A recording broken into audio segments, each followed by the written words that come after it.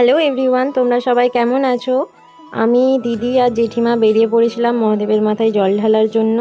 দিদি আর আমি জল ঢালতে যাচ্ছিলাম, জেঠিমা আমাদের সাথে যাচ্ছিল। জেঠিমা সকালবেলায় মহাদেবের মাথায় জল ঢেলে বাড়ি চলে এসেছিলো, আমার আর দিদির জন্য আবার এসেছিলো। এখন আমি আর দিদি ওয়েট করছিলাম জেঠিমার জন্য। জেঠিমা দোকানে গিয়েছিল আমাদের জন্য চিনি, সোলার মালা এইসব কিনে আনার জন্য।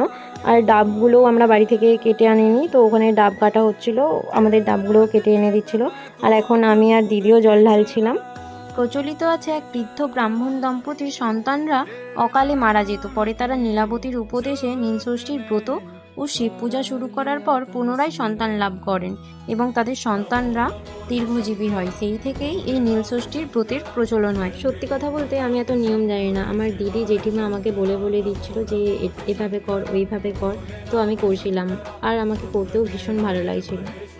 আর এই প্রথম বছর আমি আমার দিদির সাথে মহাদেবের মাথায় জল ঢালতে এসেছিলাম, তো আমি খুব খুশি ছিলাম আর দিদিও খুশি ছিল, কারণ এটা আমাদের প্রথম বছর একসাথে মহাদেবের মাথায় জল ঢালা ছিল। মহাদেবের মাথায় জল ঢালার পর মহাদেবের স্নান জল নিয়ে আমি আর দিদি কিছু ফটোস ভিডিওস ওখানে মন্দিরে তুলি। আর আমাদের এখানের রাস্তাটা ভীষণ খারাপ ছিল, খালি পায়ে যাওয়ার জন্য ভীষণ পা ব্যথা করছিল। তারপর আমরা দুজনে বাড়ি চলে আসি আর কিছু ফল খেয়ে নিই, আর সারাদিনটা আমাদের এভাবেই কেটে যায়।